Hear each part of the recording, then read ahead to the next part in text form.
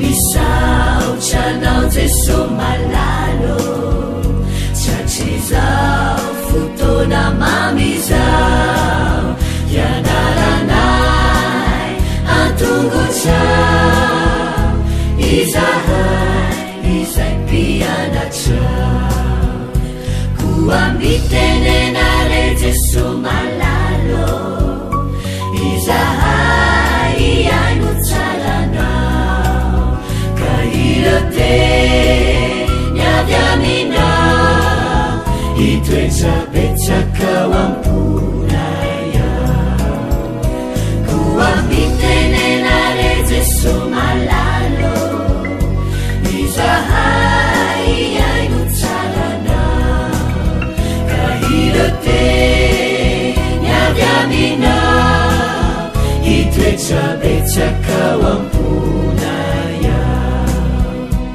irote niavy aminao itoetsabetsakao amponaya.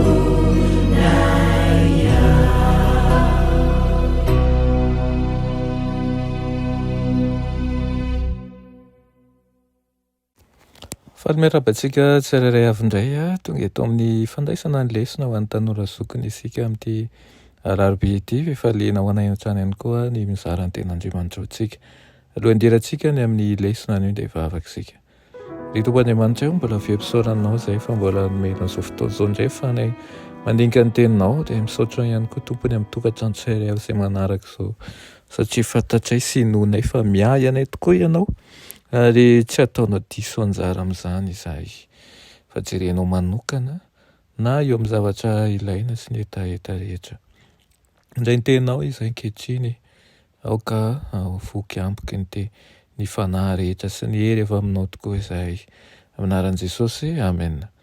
No tenin'ny lesonantsika androany dia manao hoe ny hery sy ny fifitiavana ijery lohahevitra manokana isika an'io izay anisan'ny sabatra resan'ny ten'Andriamanitra ihany koa tokony hanantena fa ny tena mpanaradian'i Kristy dia hiady amin'ny fiadiana manko izay nampiasain'i Kristy ihany.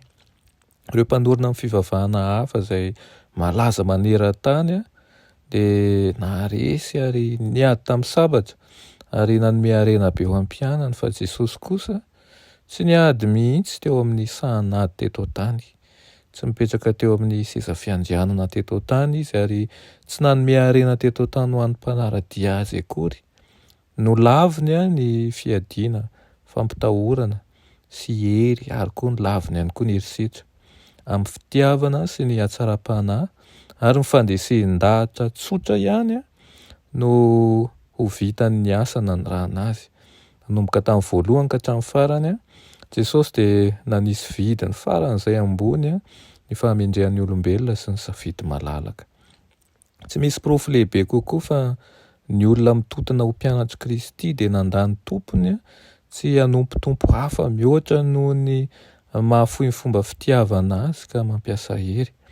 Ny fampiasana bibiana amin'ny anaran'i Kristy dia azo inoana fa ny famitahana teny farany izany. Mampitandrina momba n'izany fitaka mampitolagaga izany Jesosy rehefa milaza hoe ho avo izy ny andro izay heveran'izay rehetra mamono anaranareo fa manatitra fanompoana an'Andriamanitra izy. Jesosy dia nanambara mialoha ny fanararaotana mahatsiravina indrindra ataon'ny olona amin'ny fivavahana. Nanohana ny fahalalahana ara-pivavahana Jesosy satria nanana fahatakarana lavorary ny toetran'ny olombelona sy ny safidy malalaka izy. Rehefa nilaza izy hoe aza matahotra an'izay mamono ny tena nefa tsy mahay mamono ny fanahy. Dia naseho ny mazava tsara fa ny safidy ny tena manokana no any afaka manapa-kevitra ny hotoan'ny olona anankiray izany. Fatany fa tsy afaka manova n'inona na oviana ny zavatra inon'ny olona anankiray ny hery izay tsy azo terena hanota na hijanona hanota isika. Tsy afaka ny voavonjy na ho very isika raha misafidy ny hiara-miasa amin'Andriamanitra na tsy, ary tsy azo ahitsy amin'ny-kery ny mpanohitra ary nambaran'i Kristy fa tsy misy fetra n'izany fomba izany ao amin'ny fanjakana. raha tsy misy a fanajana ny safidy malalaka ny olombelona dia lasa sady mpandray no mpanatanteraka ny fanandevozana sy ny habibiana. Tonga mba hamerina ny endrik'Andriamanitra ao amin'ny olombelona Jesosy ary manana safidy malalaka Andriamanitra. Izany dia tsy afaka maneho ny endriny ny olombelona raha tsy voaharo sy voahaja ny safidy malalaka. Izay rehetra manatevitarana ny asa nandrana Kristy hamerina ny endrik'Andriamanitra maha olombelona dia hiasa hiaro ny safidy mbahoaka malalaka. Raha manaraka ny fitsipika volamena ny olona tsirairay manao hoe koa amin'izany n'inona tianareo atao amin'ny olona aminareo dia ataovy aminy kosa hono fa izany no lalàna sy mpaminany. Soratra ao amin'ny Matio 7 izay. Izany dia ny ho afaka amin'ny fahalalana ara-pivavahana izao tontolo izao. Ireo mpitarika avy amin'ny fivavahana lehibe dia ametraka ny tenany eo amin'ny toeran'ny fivavahana vitsy anisa ary hitondra azy ireo tsara araka ny fomba tiany hitondrana azy ireo raha avadika ny andraikitra. Hisy fatoram-piraisana sy firalahiana eo amin'ireo olona avy amin'ny fomban-drazana ara-pivavahana samihafa na dia eo amin'ireo izay tsy mitovy hevitra indrindra izany.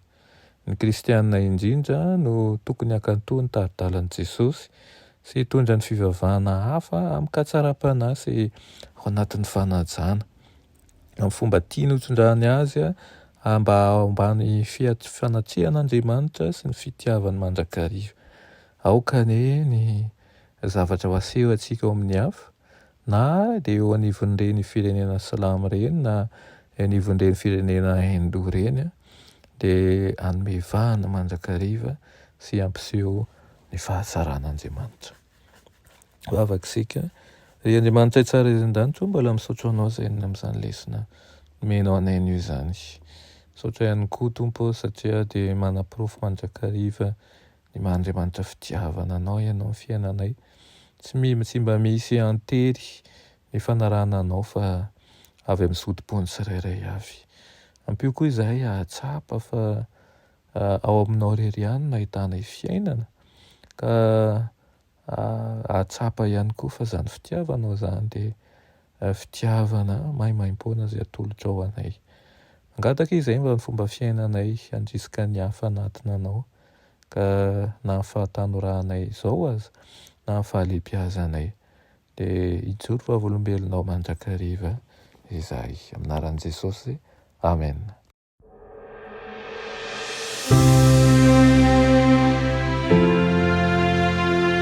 Mianatra eo an-tongotra Jesosy isan'andro.